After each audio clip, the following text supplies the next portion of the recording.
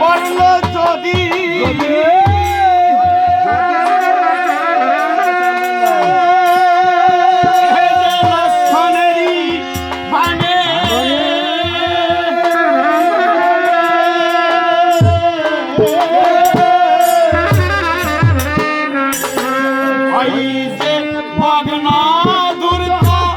বলেন বার্তা রাবণেরই শোনে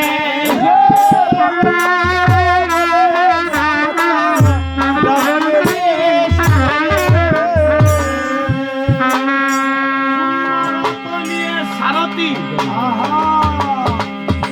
রথে উঠে ধীরে ধীরে করেছে গমন। দশানন সাক্ষাতে এসে দিয়েছে দর্শন, অর্থাৎ রাবণের নিকট এসে দিয়েছে দর্শন। সুন্দরত রাবণ যখন তার এই নয়নে দেখিল, অমনি সারথীকে কথা জিজ্ঞাসা করিল, হে সারথী,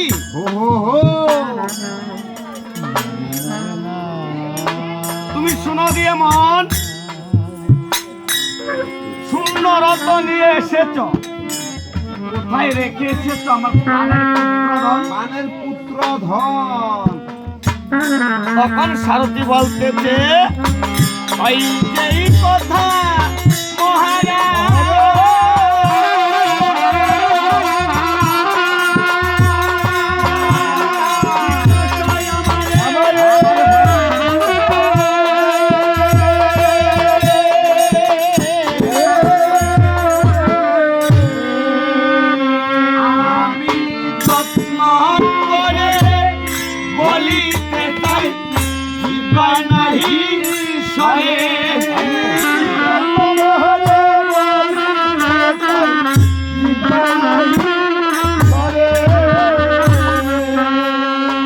মহারাজ তোমায় করি নিবেদন,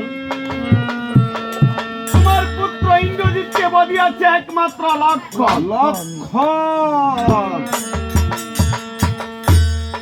এই কথা সারথী যখনই বলিল, দশবদনে রাবণ আবার হাসিতে লাগিল। রাজা হেসে উঠলেন কেন? মহারাজ হেসে উঠেছে কেন? রাবণ বলেছে, দেখো রে সারথী, তোমার এই কথা আমার কিছুতে বিশ্বাস হচ্ছে না। কেন বিশ্বাস হচ্ছে না জানো? পূর্বে আমার পুত্রের নাম মেঘনাথ ছিল। আমার পালাটা কিন্তু বৈষ্ণব তত্ত্ব পালা, আমি একটু বাইরে যাব না।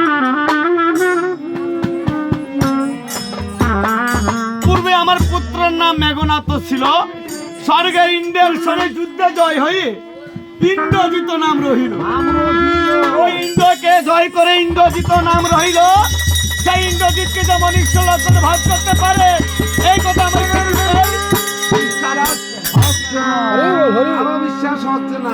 আরো বিশ্বাস হচ্ছে না। কিংপুন মুস্মিত গলকরন্দে হস্তিগত প্রবেশনন ভেঙ্গে বল। তবে শোনো সারথী, আমি ভেঙ্গে বলছি, সামান্য একটা ইঁদুর আর এই প্রকাণ্ড একটা হাতি, এই সামান্য একটা ইঁদুরের মুখের ভিতরে দিয়ে যদি ওই